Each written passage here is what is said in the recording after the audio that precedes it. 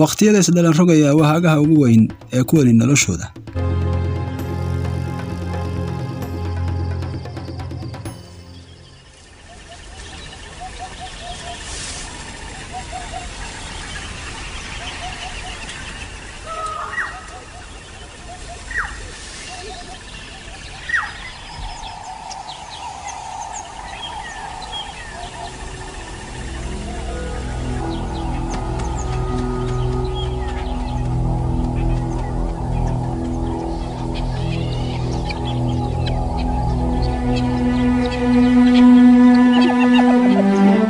mugdiyada iyo habeenku waa qaar isbedelaya koonka oo dhan oo ay ka mid tahay qaaradda Afrika. Talaafooyinka iyo guurguurka sahan la'aanta ahi waxay mararka qaar u horseedayaan meel ay ku badan yihiin dugaaggu oo ah iyagu kuwa xogarsada.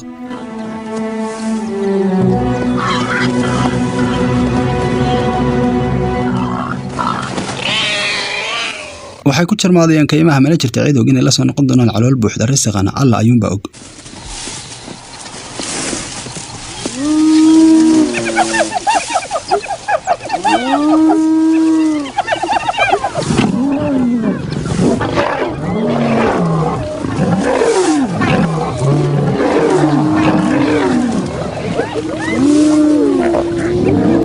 hirdanka u dhaxeeya dugaaga oo ay kaalmaha koobaad kaga jiraan libaaxa iyo dhurwaagu ayaa halkan ka socda.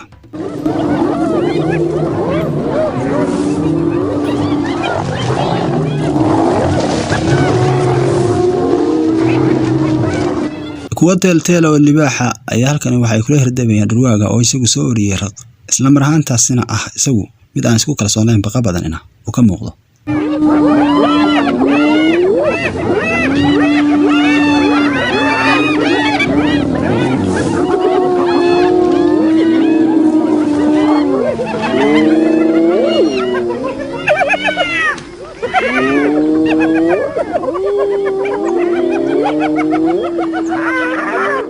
waxay u hayaamayaan libaaxyadu iyagoo baqan ahayn balse nacaya buuqa iyo weerarka dhurwaaga iyo inay wax dhex maraan. mar kale ayaa waxay u kacayaan xagga bari, sidoo kalena waxay cabsi ka qabaan inuu maroodigu ku gadoodo.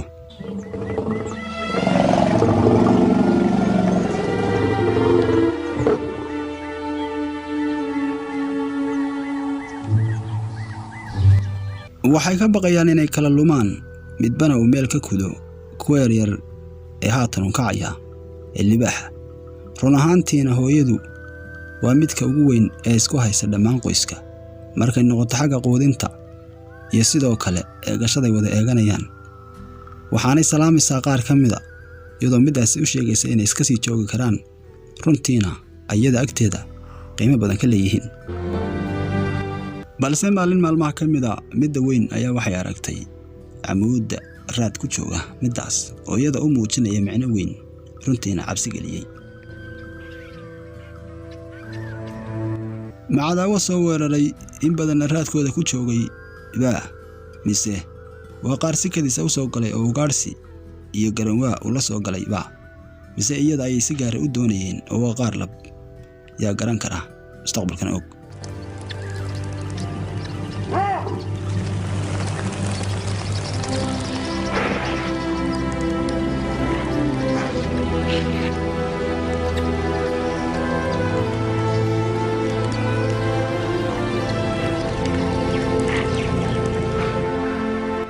waa yimaadeen ugu dambayn bartamaha dalka Botswana.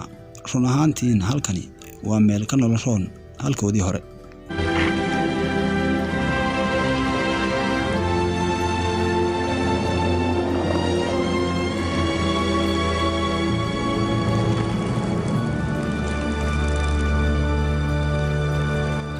waqtigan ma muuqdaan qaar cabsi badan ka muuqato dhurwaagii weerarayeen halkani kuma badna. run ahaantiina halkani way ka nolol roontay halkoodii hore, waxaanay rayn ka rajaynayaan nolosha halkani.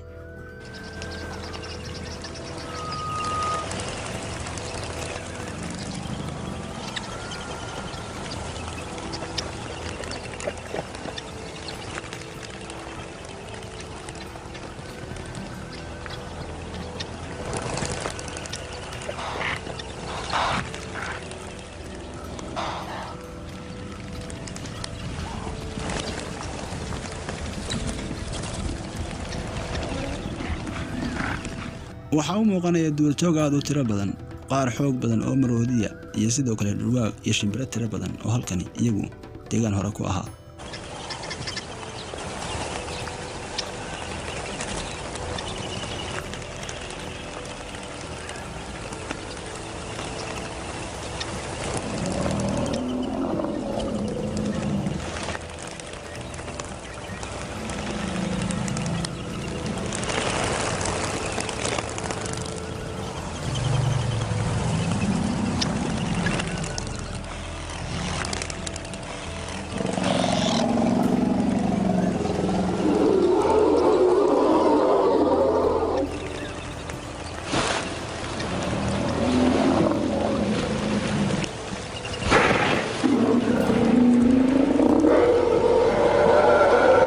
haatan way la qabsanayaan deegaanka, waxaanay ka agdhowaanayaan meelaha khayraadka ugu badan ay joogaan oo ah ugaadha iyagoo ugaadhsanayaan.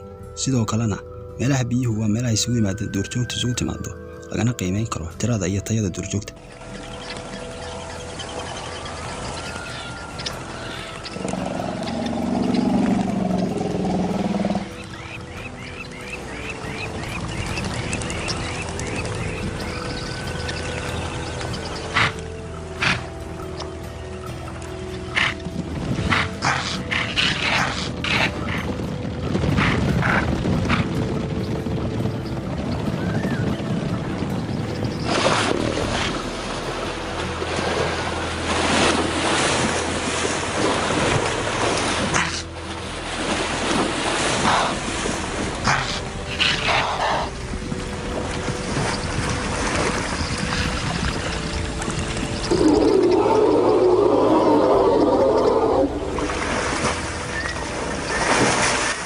xayawaan kasta oo beerkiisu qoyan yahay waxa khayraad u ah wixii eebbu caraf ku daro ee uu deegaanka ka helayo. maanta waxay dileen mid ka mid ah goodirka, isla markaasina kuwa lab ee inta badan duurjoogtu waa kuwa qaska ugu badan ka geysta halkan.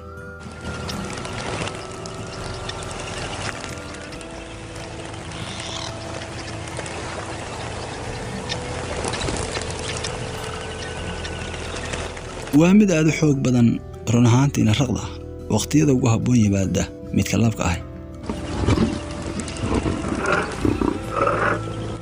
waxa uu muuqdaa inuu wax diidayo, labtan uu ka hanqarayo. run ahaantiina waxaad moodaa qaar lab inuu halkani ka warinayo. waxay u muuqataa inuu urinayo walaalkii midkaas oo isagu halkani la maamula.